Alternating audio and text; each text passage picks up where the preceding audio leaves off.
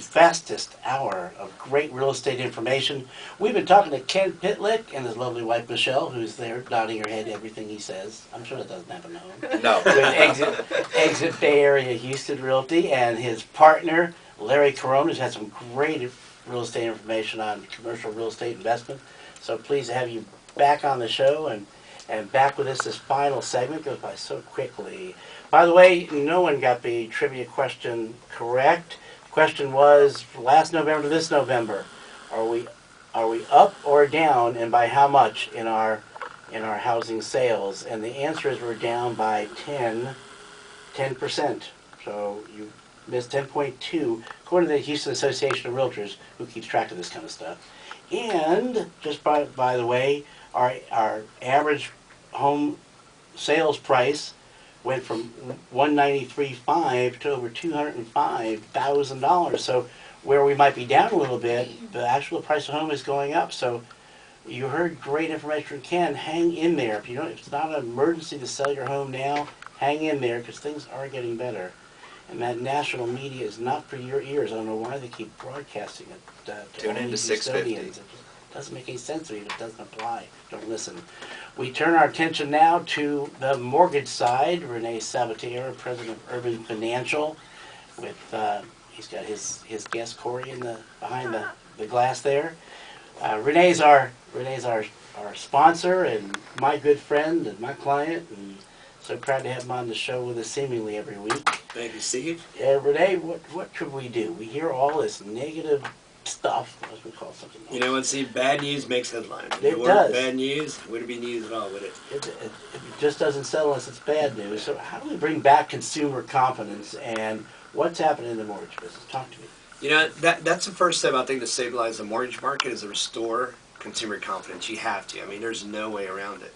I mean, you hear so much negative news about the subprime crisis, about credit markets that are in turmoil, that the housing market is going down, and quite frankly, that may be true in certain parts of the market, but the reality is Houston is the best place to be in this current market, in market conditions, for various reasons. I mean, Ken touched base on market appreciation and depreciation, and the bottom line is the market appreciates in Houston. We're not depreciating.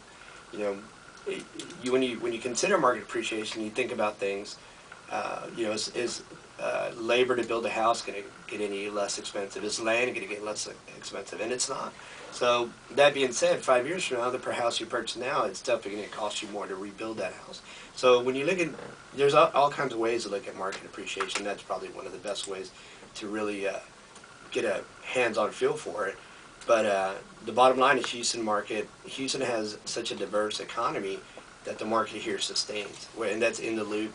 It's prominent inside the loop, and as Ken mentioned, outside the loop is growing as well. So, you know, the fear factor that consumers are having as well: should I buy now? Should I not?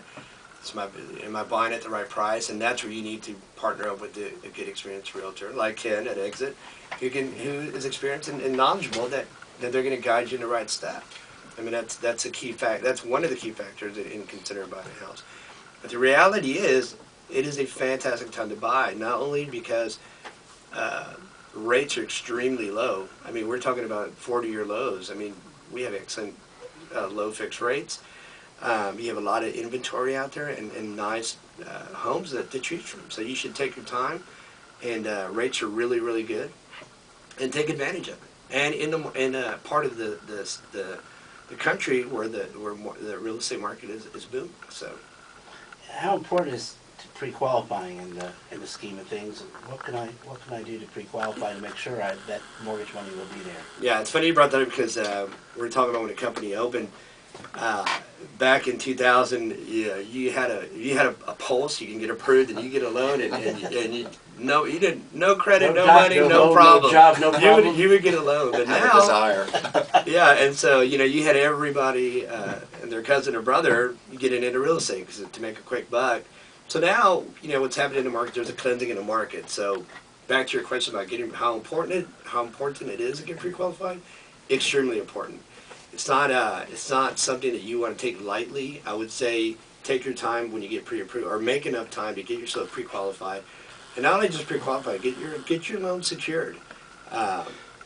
meet with the mortgage consultant, weigh out your options, know what exactly your buying power is, how much you can afford, get all the other smaller details like the electric bill, the water bill, put those in your factory with your expenses, and take the time to really get to know what you're going to get into, because buying a house, there's a lot of other factors that other than just a monthly payment. You're going to have some maintenance and some other monies that are going to creep up on you. So getting pre-approved is a lot more now than just, okay, your loan's approved. But you need to sit with someone that's experienced enough that can tell you and guide you and do even what's called a cash flow analysis, where this is how much I make, this is what you're going to spend, how much you eat out. I mean, go to that extent where you really know how much you can afford. And I think that's what's happening. I would encourage everyone to get a 30-year fixed rate currently, because the ARMs are really not your typical type of mortgage you want to get into unless you're extremely savvy and you know exactly what you're getting into. I mean, ARMs are not bad loans if you know exactly what you're getting into.